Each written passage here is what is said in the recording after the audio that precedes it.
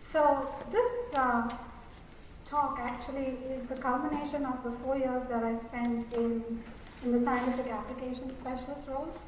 And one of the interesting parts about that job that I didn't know when I took it up would be that people would send me pictures of qPCR information and nothing much more to go off from there and like what's happening here. So some of this is me having had to go back and try and understand what this means. And I realized that this probably could be useful when you're doing your regular qPCR to kind of be able to understand what the graphs could be telling you. So before we go into the fun part, which I think is the second part of the talk, I'm just going to start out with the basics of an amplification curve and setting the correct baseline and threshold. Realize that much of it is done automatically, but I am also a firm believer that it's always good to know what is important about things, even if it's done automatically. And then commonly observed problematic qPCR curves, why you would not get amplification, efficiency, if your CQ value is delayed or early, why scattered replicates, height of amplification curve is not as you expected, you get unexpected signal and no template control, unusual curve, and then a little bit on cyber melt curves. And I apologize, I feel like I don't have enough on the cyber, but you seem to see a lot more with the probe-based type of questions that come across our desk. So let's start at the very beginning. In terms of the basic amplification curve, it's a good curve. You will see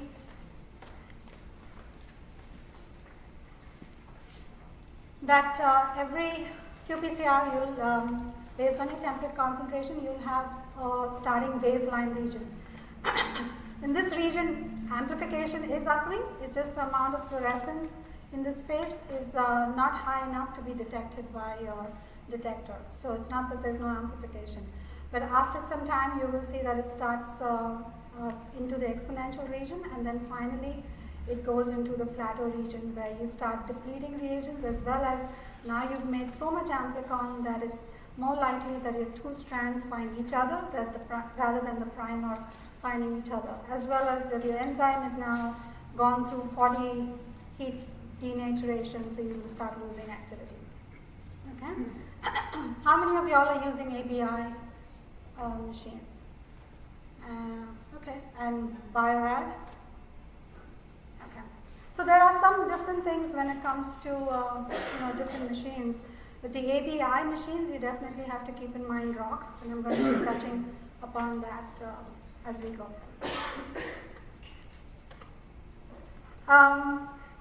Very often what is forgotten is, you see the curve, but you don't see, you don't necessarily look, you're looking at the cycle number, but I've very often had to point researchers towards looking at the axis and looking at this. But is it the R, is it the Rn?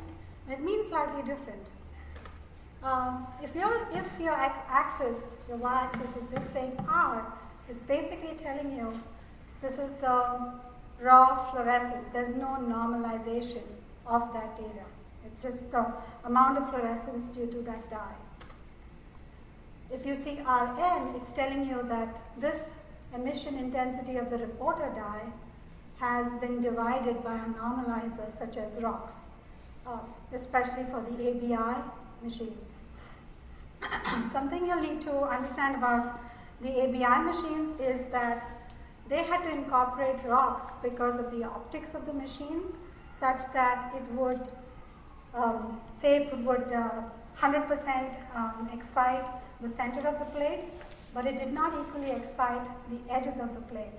So to get past that problem, they decided to incorporate a normalizer, with the idea being is that if the edges were also, say such as ROX was only excited 80%, they would factor that in and divide that in. So the ROX is a solution for ABI's problem, actually, if you want to think about it. And then finally, delta Rn is where you normalize the data to ROX, and then you take out the background baseline signal. So in this first graph, you're going to see the same graph, the same data. You're seeing it in the linear view and at in the logarithmic view. So what does anyone think about these? Is there anything wrong with this? If you saw this amplification curve, would you be okay with it? Okay, so the fun thing that you see is you're missing part of this curve. Okay, and if you look at in their software, the ABI software, these two flags are actually telling the software where to set the baseline. Okay, so if you see here in the linear view, you're actually seeing that they have set the baseline way past amplification has started.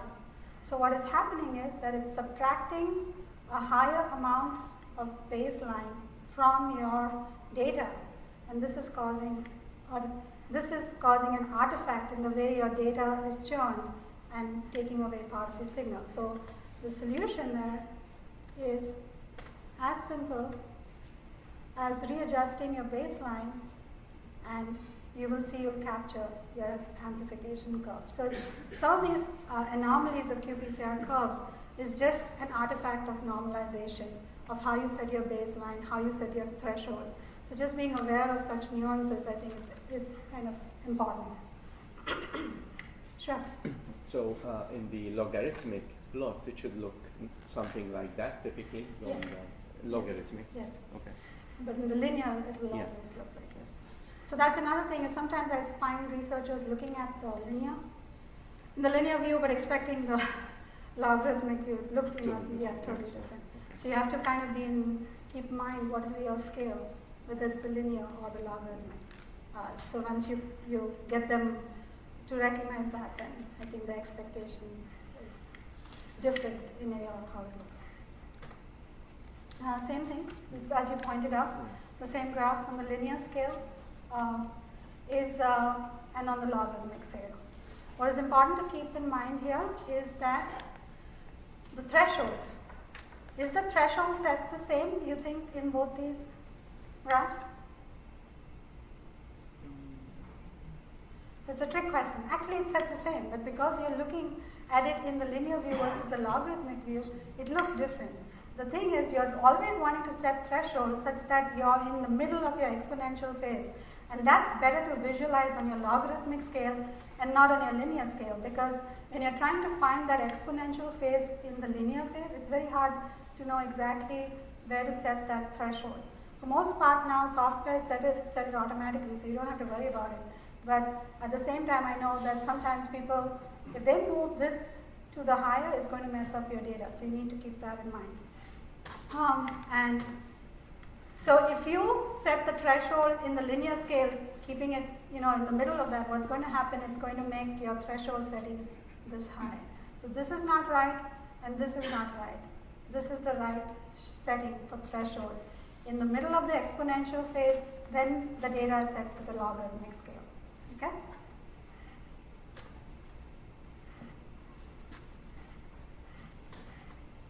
Okay. So commonly observed problematic qPCR curves, right? Very often you will see data, not very often, I hope not very often, occasionally you may see data where you absolutely see no detection. So this comes to us very often, and it's like, okay, my primers and probes are not working. What do you think I'm going to ask next?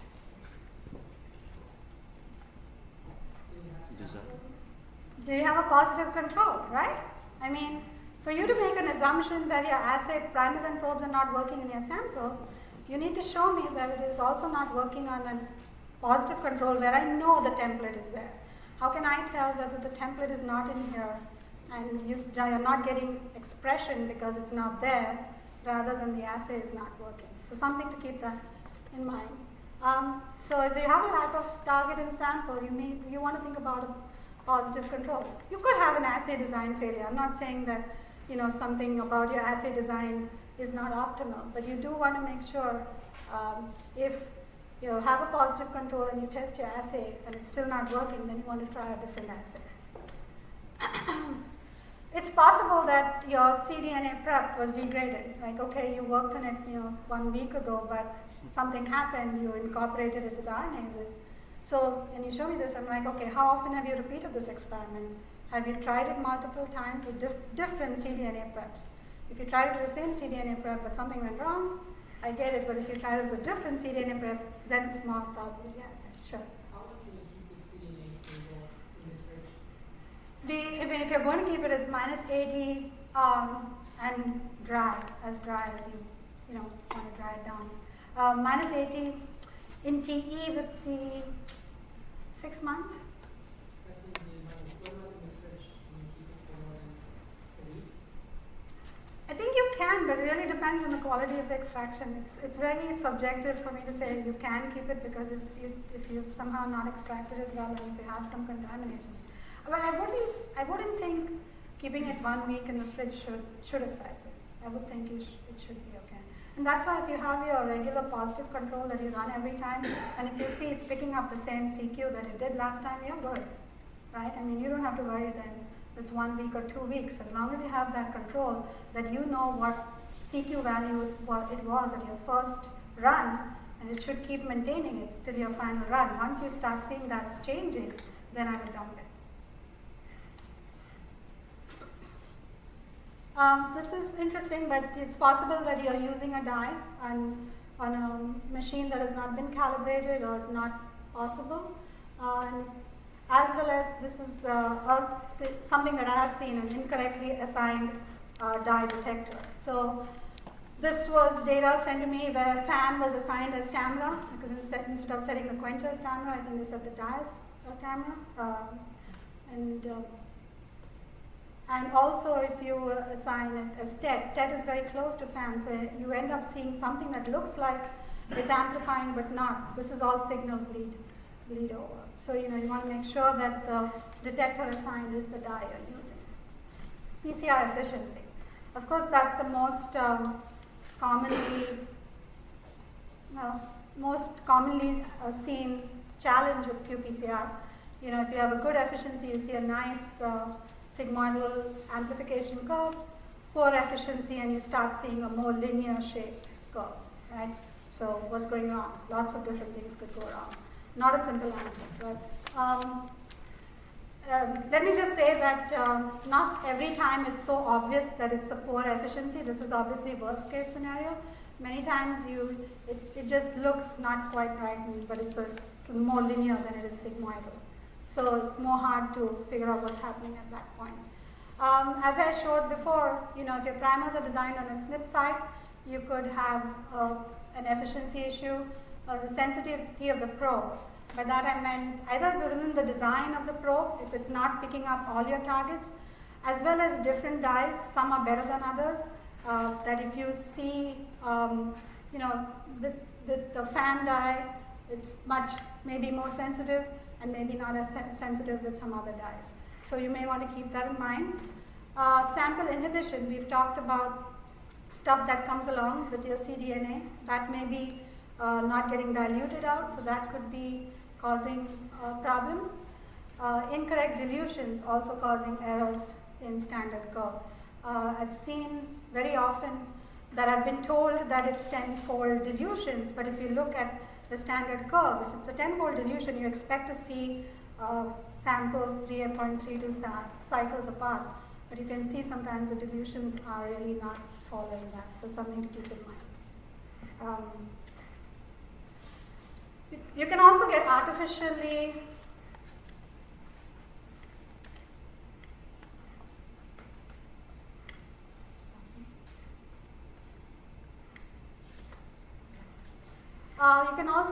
artificially higher efficiency. When I mean artificially, it's because your qPCR is actually measuring something external to your target. Could either be primer dimers or non-specific amplification. You could have a little bit of genomic DNA in there because you've got incomplete DNA treatment. And again, dilutions is always a problem. But really, most importantly, I think you do not have enough dynamic range in your standard curve. This can cause a lot of issues in your PCR efficiency calculations, just because if you don't have enough points, it really changes the slope of that line, and when it changes the slope of the line, it consequently also changes the efficiency calculated. So this is an example of a qPCR standard curve, and this was the measured efficiency. So what do you think? There are two problems with this qPCR curve, and it's not dynamic range in this case. What do you think if you saw something like this? What would strike you as being not quite right? Anything? Okay. Yeah, so a couple of things. Obviously, towards the end, the dilutions don't seem to be following the same level of. The other thing, what people don't realize is this is a very high template concentration to start off with. Between your being at a high template concentration and you having so many dilutions challenge on the lower copy side of your standard curve, you are going to end up having challenges in how this standard curve line is drawn, because it's trying to accommodate it all. If you just change and you eliminate the 2 data points because you still have enough logs, this is a good standard curve. Now here you can see, I don't like normally seeing qPCR curves come up before 15. If there's any rule of thumb, it's like if you have template that comes up before CQ value of 16, I would back off on how much you're putting in. I would kind of try and be between 15 and 38, because the lower end you won't be able to capture until you come to 38. So that's a nice standard curve.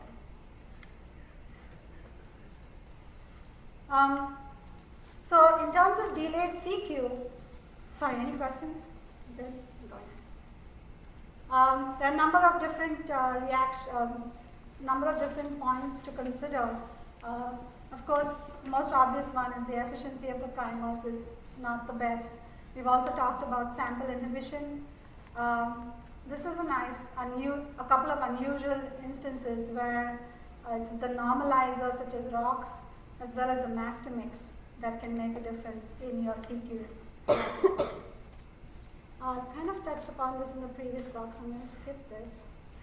But the point being is that if your primers are sitting on a SNP, it potentially that your qPCR curves are not going to come up at 100% efficiency.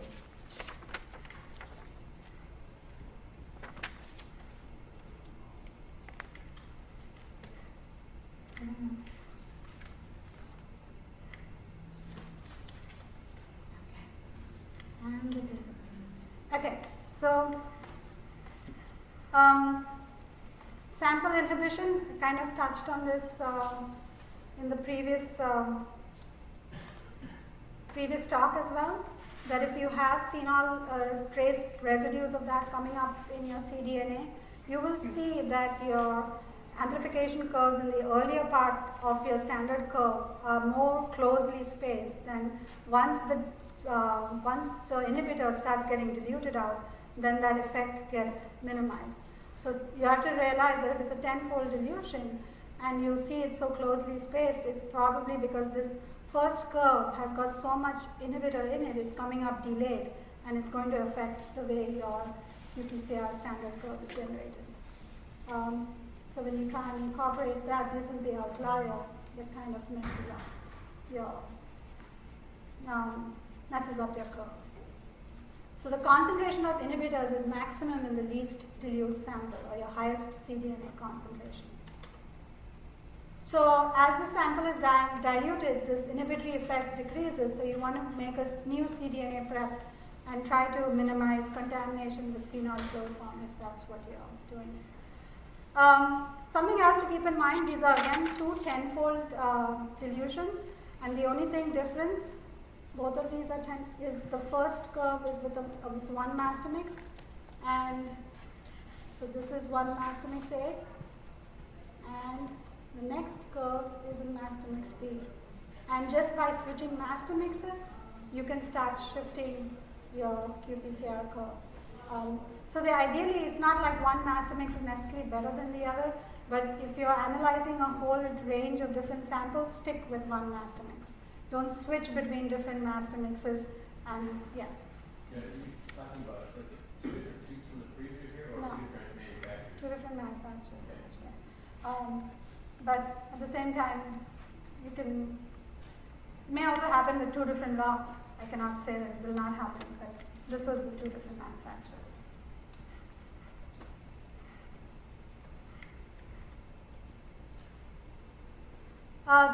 Besides thinking of primers on a SNP side, you want to think about, okay, what are the primer TMs? Because if there's a bigger difference between your two primer TMs, is it causing non-linear, is it causing unequal amplification in the sense that one primer is driving the reaction, so you have more of one strand than the other. So that's why you want to make sure that your two primers are within a couple of degrees of each other to have a very balanced reaction. You want to ask the question whether annealing temperature is too low or too high. You kind of want to tweak that. And the other thing is are your primers getting sucked up with some other variant that you're not possibly aware of? So you may want to go back into the databases and see whether these primers are specific enough for what you're looking at, or you need to check something again.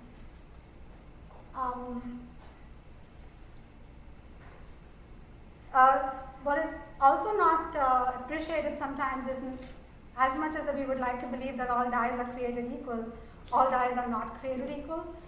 This can be the same data with a fan and with some other dye. It will be a much lower intensity. This is, I have to say, I picked the worst scenario, on the worst instrument to kind of really draw the point on. But even if it's the same assay, and the only thing different between these two sample sets is the probe, you can see that you have a slight delay in the CQ, especially on the logarithmic scale.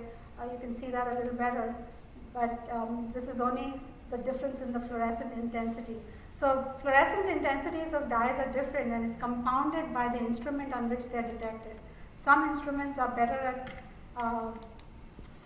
picking up all the dyes, but sometimes some instruments are just not very good with some dyes.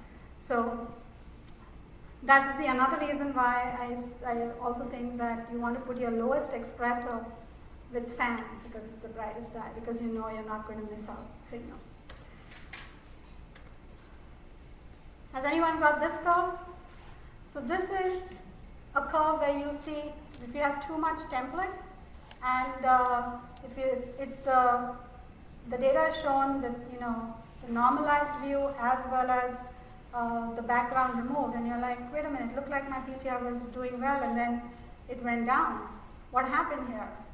And I wish I had not kind of given it the story away, but the reality is, if you look at the same graph in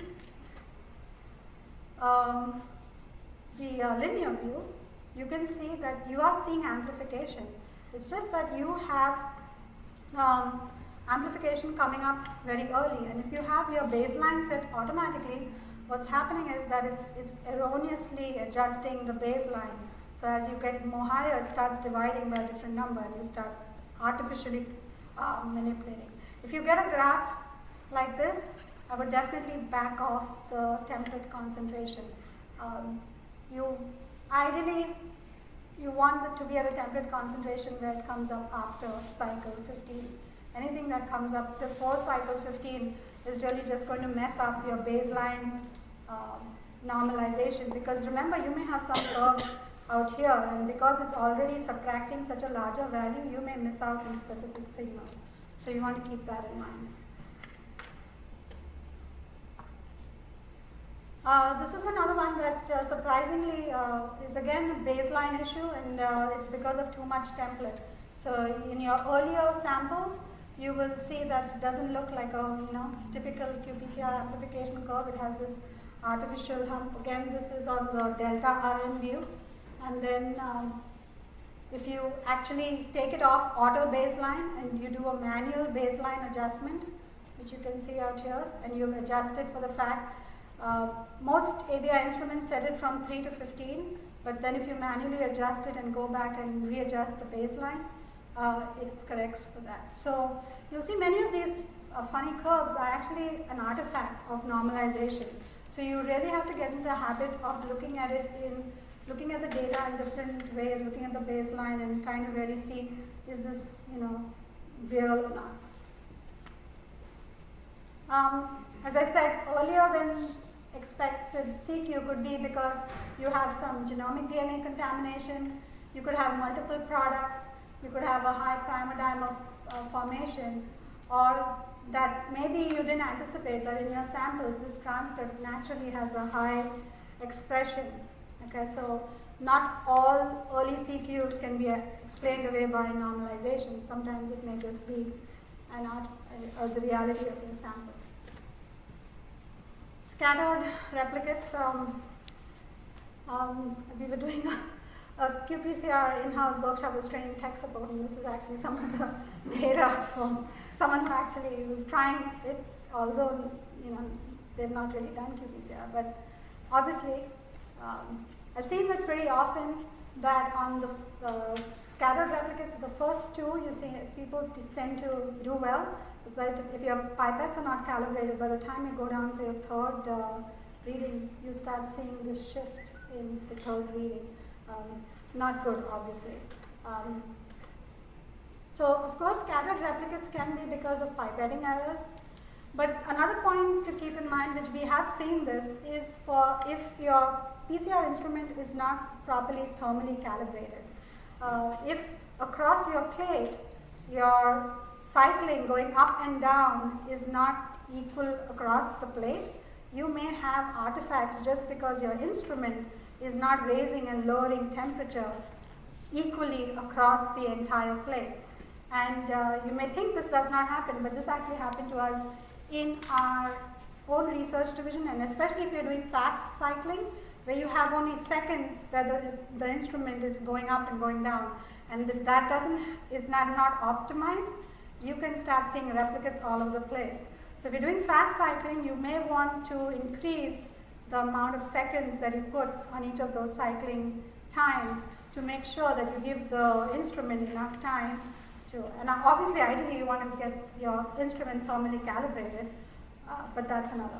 Yes? What's typically considered a fast cycling? In seconds, so it's like a denaturation of 5 seconds or 10 seconds and then extension of 15 seconds, and then, so it's not, that's fast, yeah, and then, but when you're doing fast cycling, you better have the right enzyme. You can't do fast cycling with any standard master mixes. So if you have, master mixes will tell you whether you can use that enzyme in a fast cycling condition. You can't take any master mix and put it in a fast cycling, because what fast cycling is the ability of the polymerase to get activated every time it's denatured, right, in that hot start. So some of them need 10 minutes to get activated. You're not going to be able to do a fast cycling. I mean, only 10 minutes in the first cycle, but it needs a longer activation every time after that. Now, some others companies have come up with enzymes that can cycle and get activated much quickly. So use fast cycling, but it's dependent on your master mix enzyme. And you can't just necessarily switch and start doing fast cycling. Also, some instruments are better at fast cycling than others just because they can raise and lower their the temperatures quickly. So that's another thing to keep in mind. Is your instrument capable of doing that? Any other? Okay. So this is what I was talking about, the denaturation time maybe being too short. And finally, low copy number. It's not atypical, because this is the perfect, much better. But in terms of copy number, it's not atypical that as you go towards your least concentrated, most dilute sample, that your replicates start scattering.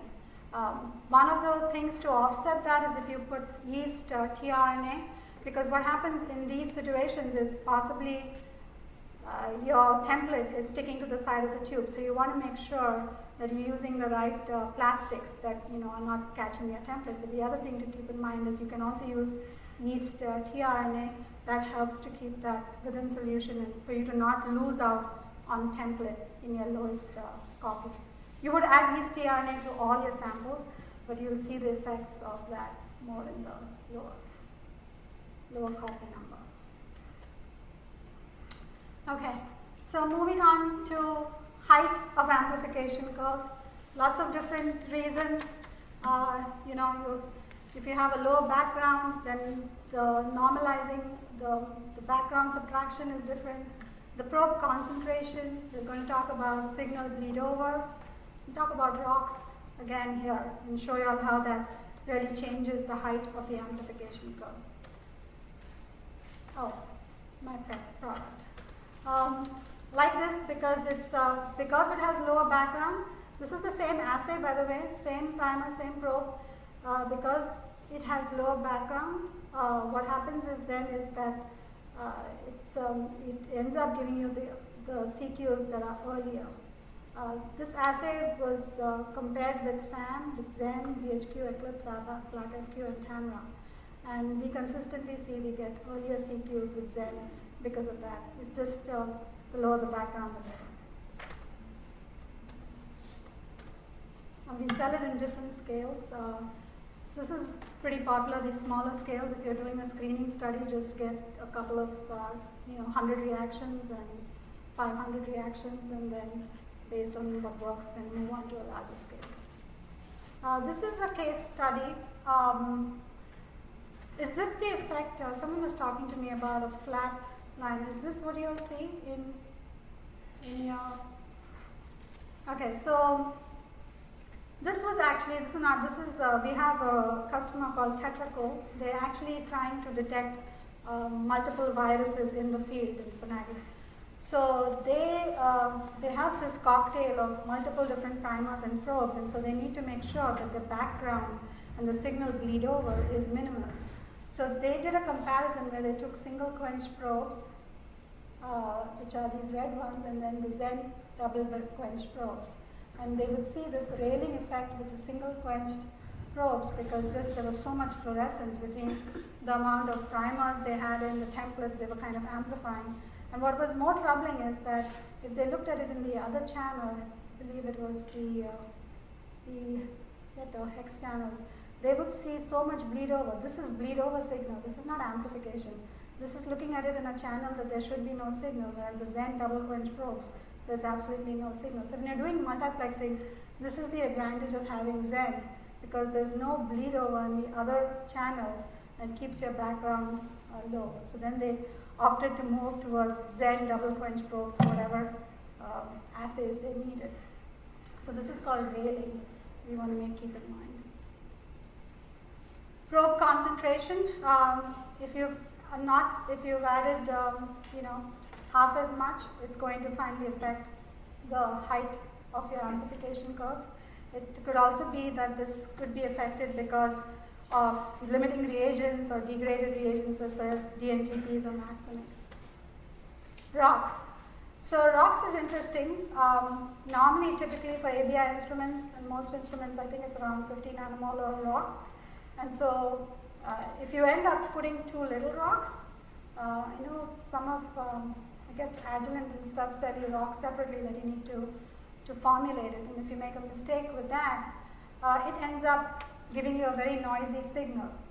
The reason being is that now you're dividing by a very, very small number, so you're not normalizing this properly.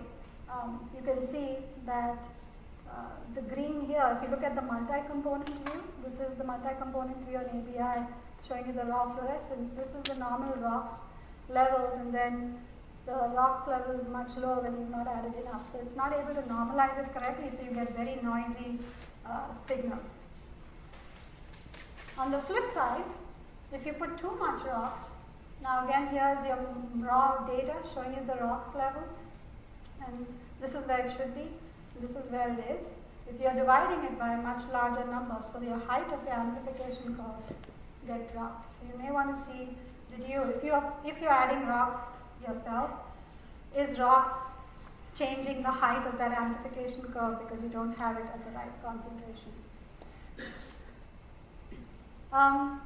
Singleplex and multiplex, we kind of touched upon it in the morning. The height is not problematic, but if you see a shift in CQ such as this between singleplex and multiplex, this is not good. You want your thresholds, you want your amplification to be right on top of each other when you go from singleplex to multiplex. You don't want to see any difference in CQ. And if multiplexing, definitely you want to adjust the enzyme and the DNTPs and magnesium. This is a good multiplex. They're just trying to show that your height is going to change, but the signals are on top of each other. Unexpected signal. This is definitely a true positive NTC. If you have a no template control and you see a signal such as this come up, you have some contamination in your prep. However, if you see it come up in this fashion, this is likely still a negative NTC. So you kind of have to get a visual sense of knowing, is this true amplification, or is this towards the end that, especially in cyber, you may see something like that. So you definitely want a positive. You want to check if your master mix or any of your reagents, you almost have to start from scratch and kind of start with cDNA fresh master mix. If you have run a negative RT, that will be able to help you understand if you have genomic DNA contamination, and if you have a positive negative RT, it may also help you understand if your DNase treatment was not sufficient. And then finally, it could be assay design, that your primers could be just picking up some unrelated or a transcript that is 50% homologous to your gene of interest, and that's coming up late as you kind of do. So something to keep in mind. Sample evaporation. So this is another thing, is it feels like it's doing good, and then it drops down. Again, if you look at it in the linear curve, you can tell a lot when you actually look at the raw data. So this is your true amplification, and you see the rocks changing. It's because probably you didn't seal the plate properly, and the sample starts evaporating. And as it starts evaporating, the amount that you're normalizing to rocks, that number changes. So you can see then,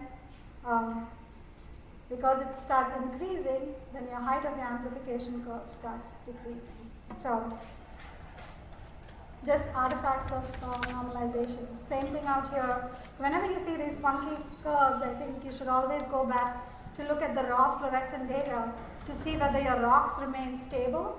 It should be right flat across. If you see any of this anomaly, then there's something going wrong in terms of your sample, your plate cover not sealing your plate. This was a very interesting one, and you'll be surprised. It's not I've seen this 3 times in my career here. So the customer sent me this, and I had no clue, no idea what was going on. Went through a lot of questions, couldn't solve it. We then asked for the samples back and kind of did a lot of internal testing. And although we asked about concentrations and what she thought she had put in, we realized when we evaluated back that she had 6 times as much probe as what was needed. So sometimes, it's always possible when you're bringing up your probe, you may not bring it up to the right concentration. But I've seen this again, and the good thing is that next time I saw it, I knew exactly what was the problem. But the first time around, it took us a couple of months to get the probe back and really analyze what was happening to the probe, because obviously we were trying to figure out what was the problem with the probe that it was causing such a jagged signal. The minute we brought down the concentrations, it looked perfectly fine. Negative curves, that's been an unusual one too. Instead of this is not the Plexor system where you actually expect a negative curve, but this is actual customer data again, that they see instead of the upward curve, you're getting a downward curve. And if you look again, this is not the same software, the same example, but what happens is if your instrument is not calibrated, if you're looking at it in the raw data, you see as your fan signal goes up, your background is going up. So what's telling me here, and it starts taking away from the other channels, is that your instrument is not calibrated and it doesn't know what to do with all the signal it's seeing. So it then starts artificially dumping it in these other channels, and that can really affect some of these curves. So calibration is important, and you know it's calibrated when if you see fan signal going up, it should not affect your big channels. That should stay the same. It should not affect your background. That should still be the same. So you do want to make sure you calibrate the machine again for all dyes being used.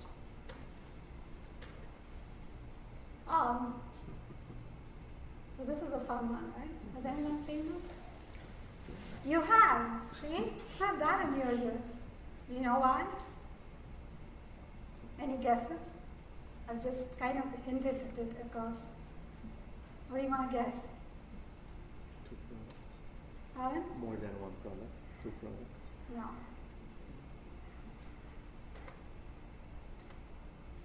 So, you know, you see, obviously you think it's going to reach plateau and then it reaches again. If you look at the raw, you have made so much product there that you have maxed out your detector. And it's kind of messing up the calibration. And your rocks, it doesn't know where to put stuff. It's putting stuff in your background and it's affecting your rocks calculations. So what happens is rocks number goes down. So that kind of artificially bumps up your curve. So if you turn, so what happens is as you go high, as it reaches this point and maxes out the detector and the instrument cannot calibrate it, it starts putting more in background and taking away from rocks as well. So then at this point in your curve, it's dividing it by a smaller rocks number, giving you an artificial second bump. You're not getting another amplification, it's just, so if you turn your rocks normalizer off, you may also want to lower your primer probe concentration or your template because you have so much fluorescence, you're just blowing out the system. So you may want to kind of back off from that. But when you just turn your normalizer off, your curve looks normal. It's the same data. It's the effect, artificial effect of rocks normalization. Again, I guess I'll repeat this. Cyber, sorry, not too much in cyber, but something we all routinely trained is do cyber, do a melt curve, you see 2 peaks, it's a problem. And for most part, it is a problem, but I do want to open the door to saying sometimes the melt curve is not definitive. Melt curves is basically telling you how an amplicon is melting. It's not telling you necessarily always that there are 2 amplicons. So if you have a high AT rich type of amplicon, the amplicon may not melt uniformly. So as a consequence, what happens is it's just telling you that same amplicon is in 2 phases melting. But many researchers look at this and automatically assume that it is 2 different amplicons, which is not true. Because if you look at it on a gel, you will see only a single amplicon. So in my mind, really, the melt curve are nice as an indicator, but if someone, to really prove that it is 2 amplicons, the final answer is the gels that no one likes to run, but unfortunately here, that old way tells you a better answer than this one. This is the same for the shoulder curves that you see that, you know, if you run it on a gel, it's a single curve. Now, I'm not saying that every time you see 2 peaks, it's because of this, no. I think it's a good enough, many times it could be because you have a little bit genomic DNA and you have something in there that you should go look after. But I think what I'm trying to say is that the gel really tells you finally how many amplicons are there. So also in terms of if you're looking at primer dimers, you'll normally see them as a much smaller, broader peak, more around 75, and it's normally much, it's more away from your actual amplicon. So that's something to keep in mind if it's a primer, trying to identify if it's a primer dimer or not. And lastly, I mean, I think I got done a little earlier than expected, but we have a lot of these webinars and this content up on our website. So feel free to visit us and check out all this information, not just in qPCR, we also have it for next-gen sequencing and synthetic biology. So in terms of our products, we do have ZEN double-quenched probes, we have our qPCR assays for genotyping, which we are not touching on today, but if you all tell me, I'll have a lot of interest in it. We do have LNA prime time probes. The LNA modification is a locked nucleic acid, which we incorporate in genotyping probes. And then we have a lot of free design tools for custom design in any species. PrimaQuest, Elizabeth touched on. You're going to use that again this afternoon in some design? Yeah. We also have the real-time PCR design tool and multiple resources on the web. So let me know if you have any questions.